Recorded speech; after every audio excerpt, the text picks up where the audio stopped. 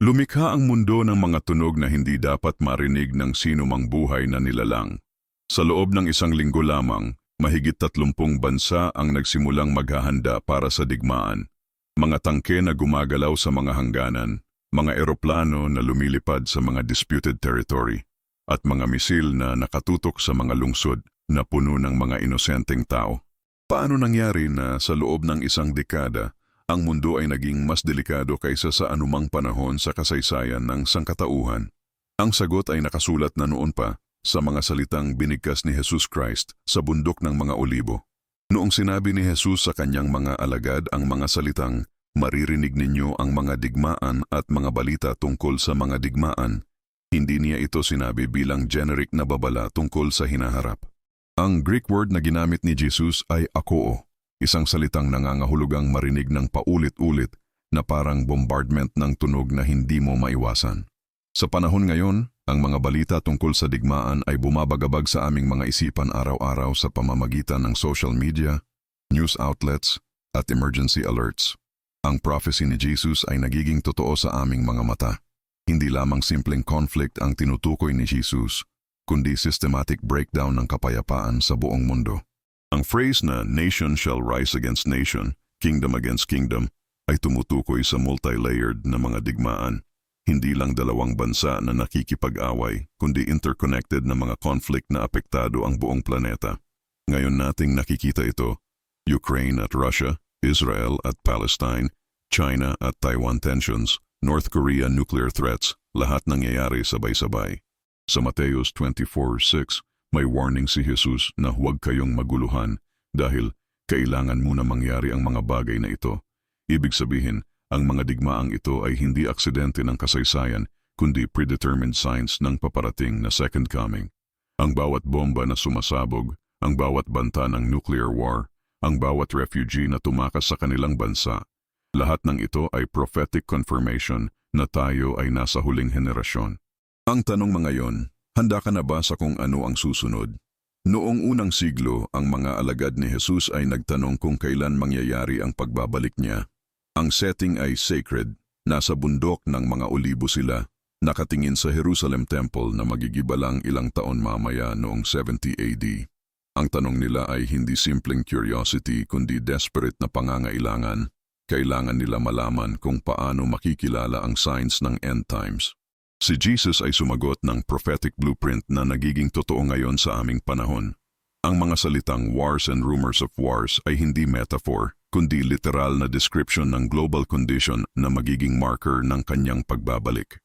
Tingnan natin ang current statistics na magbabago ng inyong perspective sa mundo. Sa taong 2024 pa lang, may 56 active armed conflicts sa buong mundo, ang pinakamataas na numero sa recorded history. Ang Uppsala Conflict Data Program ay nag-record ng conflicts sa Afghanistan, Syria, Yemen, Myanmar, Ethiopia, at dozens of other countries na nangyayari simultaneously. Hindi lang ito isolated incidents kundi coordinated pattern ng instability na umaabot sa lahat ng kontinente. Ang prophecy ni Jesus na diverse places ay nagmamanifest sa Africa, Asia, Europe, Americas. Walang lugar na safe sa global warfare. Ang technological advancement ng modern warfare ay nagbibigay ng bagong dimension sa prophecy ni Jesus. Ang rumors of wars ngayon ay mas intense dahil sa 24/7 news cycle, social media notifications, at real-time satellite imagery na nagpapakita ng troop movements. Ang psychological warfare ay naging weapons of mass destruction. Ang mga tao ay stressed, anxious, at takot dahil sa constant exposure sa war news. Ang cybersecurity threats, nuclear proliferation, at biological weapons ay nagbibigay ng capability sa humanity na mag-self-destruct, exactly tulad ng prophetic warnings sa Revelation. Ang spiritual significance ng mga digmaang ito ay mas profound pa sa political implications. Si Jesus ay nagsabi na ang mga war ay birth pains, ibig sabihin, symptoms sila ng something greater na paparating. Tulad ng pregnancy, ang birth pains ay nagiging mas frequent at mas intense habang papalapit ang delivery date. Ang mga digmaan ngayon ay hindi lang geopolitical problems kundi spiritual manifestations ng spiritual warfare between good at evil, light at darkness, God's kingdom at Satan's kingdom na reaching ang climax. Si Iso Jatide Show Intrigado, mag-subscribe sa channel. May marami pang hidden truth sa prophecy na ito na kailangan ninyo malaman. Ang mga susunod na revelations ay mag-o-open ng inyong eyes sa current events na hindi ninyo naiintindihan. Ang bawat headline na binabasa ninyo, ang bawat war news na napapanood ninyo, lahat may prophetic meaning na mag-change ng inyong worldview forever. Pero may nangyari noong February 24, 2022 na nag-shift ng prophetic timeline. Pagkakaputok ng Russia-Ukraine war ay hindi lang regional conflict kundi global awakening call na nag-confirm sa prophecy ni Jesus na tayo na sa final countdown. Sa loob ng ilang araw, ang buong Europa ay naging battlefield preparation zone, ang NATO countries ay nagmobilize ng military resources, at ang nuclear threats ay naging daily headlines. Ang mundo ay na-realize na ang World War III ay hindi na distant possibility kundi imminent reality na pwedeng mag-trigger anytime. Ang Israel-Palestine conflict na sumubok noong October 7, 2023 ay nagdagdag pa sa prophetic equation. Hindi lang ito ordinary Middle East tension, kundi fulfillment ng biblical prophecy na si Jerusalem ay magiging burdensome stone sa lahat ng nations. Ang Iran nuclear program, ang Syria civil war, ang Lebanon instability, at ang Hamas terrorist activities ay nagiging interconnected web ng conflicts na centered sa biblical heartland. Ang region na pinagmulan ng Christianity at Judaism ay naging epicenter ng global warfare na magti-trigger sa end times events. China's aggressive expansion sa South China Sea at ang Taiwan invasion threats ay nagdadala ng another layer sa prophetic pattern. Ang kings from the east na nabanggit sa Revelation 16:12 ay nagiging clearer sa geopolitical landscape ngayon. Ang economic warfare, trade wars, technology conflicts, at military build-ups sa Asia-Pacific region ay creating ang perfect storm na mag-involve sa superpowers sa large-scale warfare.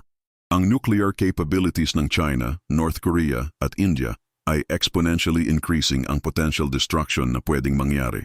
Pero ang pinaka-alarming development ay ang inability ng international organizations na mag-maintain ng peace. Ang United Nations ay powerless sa pag-stop sa mga conflicts. Ang diplomatic efforts ay constantly failing at ang peace treaties ay repeatedly violated. Ang prophecy ni Jesus na there shall be no peace sa end times ay nagmamanifest sa systematic breakdown ng human attempts para sa world peace. Ang arms race ay continuing, military spending ay all-time high, at ang weapons development ay focused sa maximum destruction capabilities. Ang psychological impact sa global population ay unprecedented sa human history. Ang anxiety levels, mental health crises, at fear-based decision-making ay dominating ang human behavior worldwide. Hindi lang ito individual problem kundi collective trauma na affecting ang entire civilizations. Ang men's hearts failing them for fear na prophecy sa Luke 21:26 ay becoming literal reality sa aming generation. Pero ang pinakamahalagang tanong ay, naiintindihan ba ninyo kung ano ang meaning ng lahat ng ito? Sa gitna ng mga global chaos na ito, may spiritual dimension na hindi nakikita ng mainstream media pero clearly visible sa mga mata ng believers. Ang bawat war correspondent, ang bawat political analyst, ang bawat military strategist ay nagfi-focus sa surface level lang. Ang weapons, ang casualties, ang territorial disputes. Pero ang tunay na laban ay spiritual warfare na nagaganap sa heavenly realms kung saan ang forces of darkness ay desperately fighting against ang establishment ng God's kingdom sa earth. Ang mga digmaan na nakikita natin ay shadow lang ng mas malaking cosmic battle. Ang personal struggle ng bawat Christian sa panahong ito ay overwhelming. Paano mag-maintain ng faith sa gitna ng constant fear? Paano mag-trust sa God's plan habang nakikita mo ang innocent civilians na namamatay sa bombings? Paano mag-explain sa mga anak mo kung bakit ang mundo ay nagiging mas dangerous araw-araw? Ang inner turmoil ng believers ngayon ay reflection ng prophetic pressure na described ni Jesus bilang Great Tribulation, na hindi pa nangyari simula sa foundation of the world. Ang test of faith ngayon ay mas intense kaysa sa anumang generation sa nakaraan. Ang mga martyrs sa Syria, Iraq, Afghanistan, at iba pang war-torn countries ay nagbibigay ng testimony na ang persecution of Christians ay escalating parallel sa increase ng global conflicts. Ang biblical prophecy na they shall deliver you up to be afflicted and shall kill you ay becoming daily reality sa maraming parts ng mundo. Ang churches na ginigiba, ang pastors na pinapatay, ang Christian families na displaced by wars, lahat ng ito ay confirmation na tayo nasa season ng great persecution na foretold ni Jesus sa Matthew 24:9. Pero sa gitna ng darkness na ito, may supernatural peace na available lang sa mga tunay na believers. Ang promise ni Jesus na, "In the world ye shall have tribulation, but be of good cheer. I have overcome the world," ay naging lifeline ng mga Christians worldwide. Ang mga testimonies ng miraculous protection, divine provision, at supernatural courage sa gitna ng war zones ay proving na ang presence ng Holy Spirit ay mas powerful pa sa lahat ng nuclear weapons combined. Ang faith ng mga believers ay hindi nawawala, kundi lumalaki habang papalapit ang end times. Ang convergence ng lahat ng prophetic signs, wars, earthquakes, famines, pestilences, false prophets, at persecution, ay creating ang perfect spiritual storm na mag-demonstrate kung sino ang tunay na followers ni Jesus. Ang nominal Christians ay mag-fall away dahil sa pressure, pero ang genuine believers ay mag-emerge na mas strong at mas committed kaysa dati. Ang refining fire ng tribulation ay purifying ang church para sa rapture event na pwedeng mangyari anytime na. Ang tanong ay, nasaan kayo sa spiritual spectrum na ito? Ngayon natin nararating ang prophetic crescendo na hindi na pwedeng i-ignore ng sinuman. Sa Daniel 12:1, sinabi na magkakaroon ng time of trouble, such as never was since there was a nation. At ngayon natin nakikita ang complete fulfillment ng prophecy na ito. Ang current convergence ng nuclear superpowers sa brink of war, ang development ng artificial intelligence weapon systems, ang biological warfare capabilities, at ang cyber warfare potential ay nagbibring ng humanity sa unprecedented level ng destructive capability. Ang "except those days should be shortened, there should no flesh be saved" prophecy ni Jesus ay becoming literal possibility sa aming generation. Ang Russia's nuclear arsenal na may 6,000 plus warheads, ang China's military expansion, ang North Korea's unpredictable threats, ang Iran's nuclear ambitions, at ang Israel's defensive capabilities ay creating ang perfect nuclear storm na pwedeng mag-trigger ng worldwide annihilation. Ang mutual assured destruction doctrine ay hindi na effective deterrent, kundi nagdidrive ng arms race na patungo sa global suicide. Ang prophetic vision ni John sa Revelation 16:16 tungkol sa Battle of Armageddon ay hindi na distant future event kundi emerging present reality na nagsisimula na sa Middle East conflicts.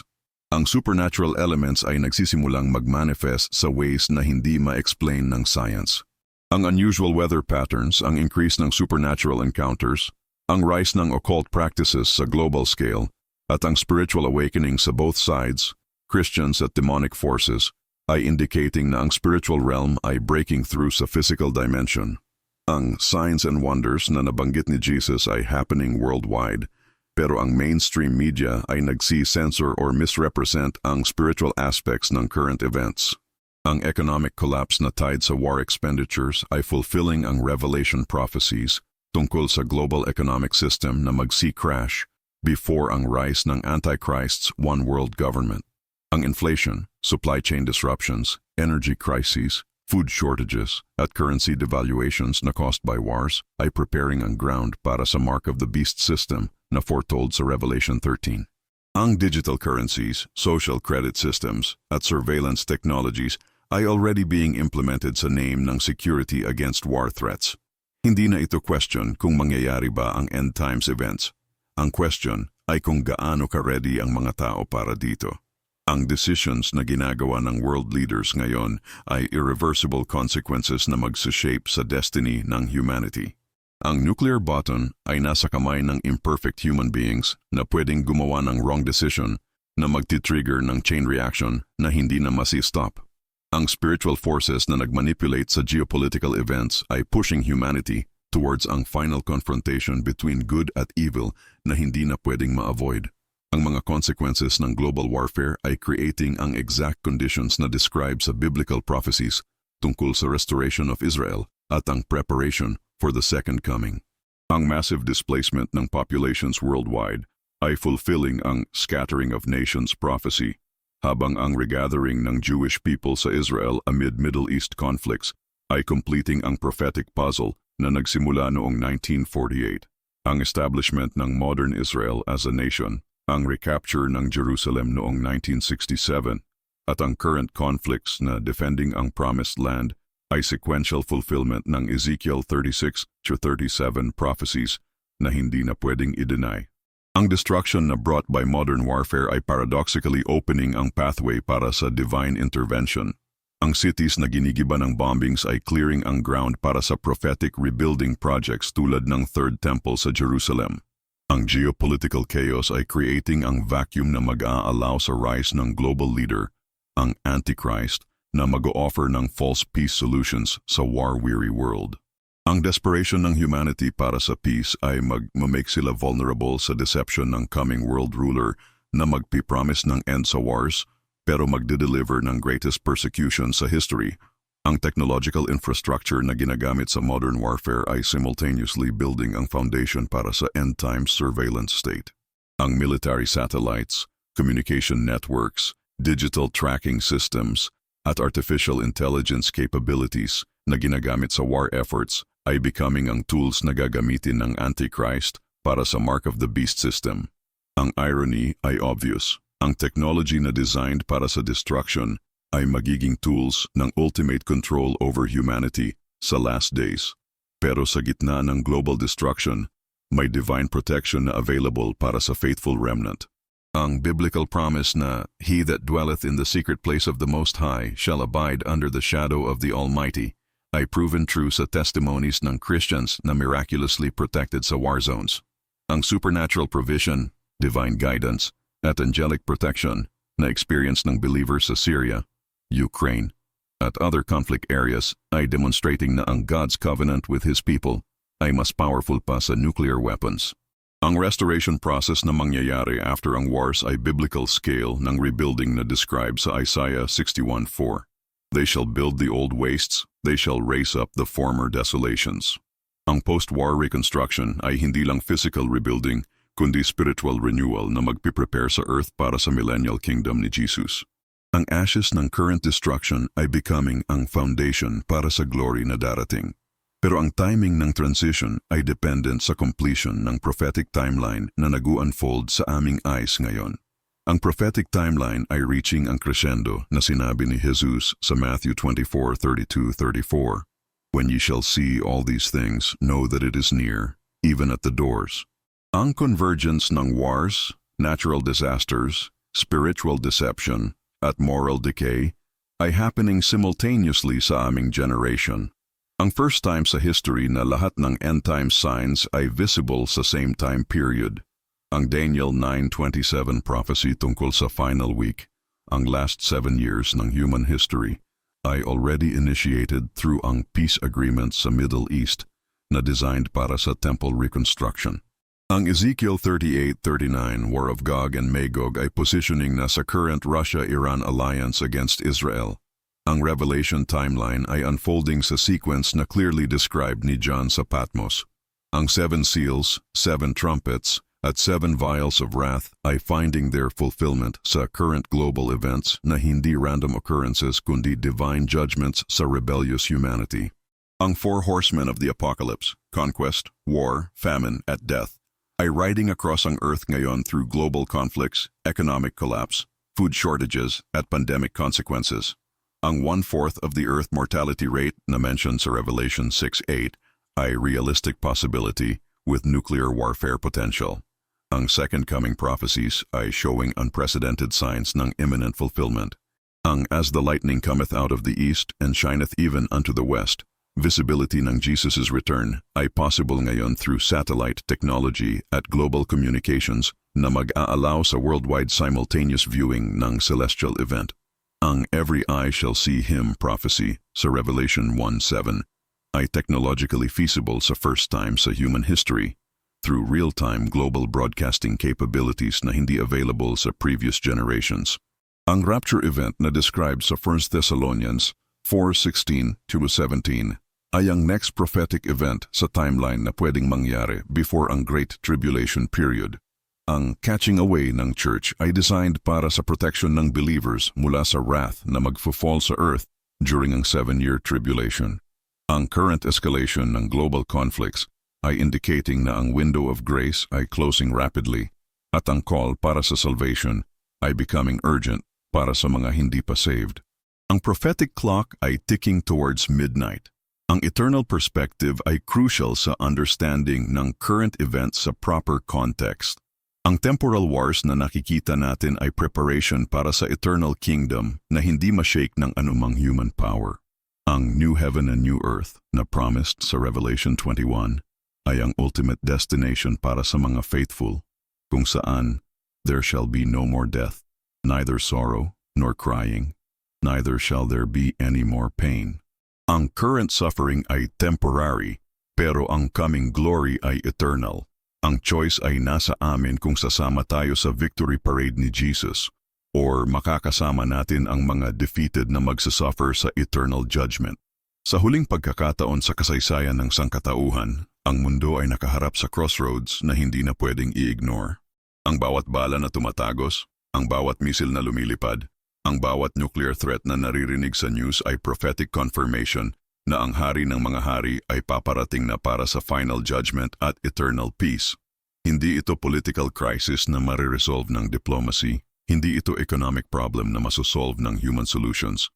Ito ay spiritual reality na nangangailangan ng spiritual response. Ang tanong ay hindi kailan matatapos ang mga digmaan, kundi ready ka na ba makita si Hesus face to face? Ang privilege ng aming generation ay hindi accidental. Tayo ang pinili ng Diyos na maging witnesses sa greatest prophetic fulfillment sa history. Ang mga patriarchs ay nagpray para makita ang araw na ito. Ang mga prophets ay naglong para ma-understand ang visions na ito. Ang mga apostles ay nag-write para sa aming generation, ang mga revelations na naging clear lang ngayon. Tayo ang generation na makakakita sa literal return ni Jesus Christ sa glory at power. Mas blessed tayo kaysa sa lahat ng generations na nauna sa atin combined. Pero kasama ng privilege ay responsibility na mag-prepare spiritually at mag-share ng gospel sa mga hindi pa saved. Ang urgency ng salvation message ay never been more critical sa entire human history. Ang mga souls na mamamatay sa current wars ay pupunta sa eternity, sa heaven or hell, based sa kanilang relationship kay Jesus Christ. Ang time for casual Christianity ay tapos na, ang season ng lukewarm faith ay nag-end na, ang period para sa compromise ay nag-expire na. Ang fire of tribulation ay burning away ang dross at revealing kung sino ang tunay na gold na refined by God's Spirit. Ang nominal church members ay mag-fall away, pero ang genuine believers ay mag-shine like stars sa darkness ng end times. Ang call to action para sa bawat believer ay clear. Mag-occupy until He comes, mag-witness habang may time pa, mag-prepare ang hearts ninyo para sa rapture, at mag-warn ang mga hindi pa ready sa coming judgment. Ang Great Commission ay hindi suggestion, kundi command na mas urgent ngayon kaysa kahit kailan. Ang harvest ay white, pero ang laborers ay few. Kailangan ninyo maging active sa soul-winning ministry habang may opportunity pa. Ang blood ng mga lost souls ay sa aming hands kung hindi natin sila na-warn tungkol sa coming wrath. Mag-comment kung ano ang pinaka naging meaningful sa inyo sa prophetic revelations na ito. At sabihin ninyo sa akin, anong biblical prophecy ang gusto ninyong makita sa susunod na video? I-like, i-share at mag-subscribe. May marami pa tayong hidden truths na kailangan i-reveal tungkol sa end times events na nangyayari sa aming generation. Ang time ay maikli na. Ang prophetic clock ay nagtitik na towards midnight, pero ang victory ay sa aming side dahil tayo ay sa winning team ni Jesus Christ.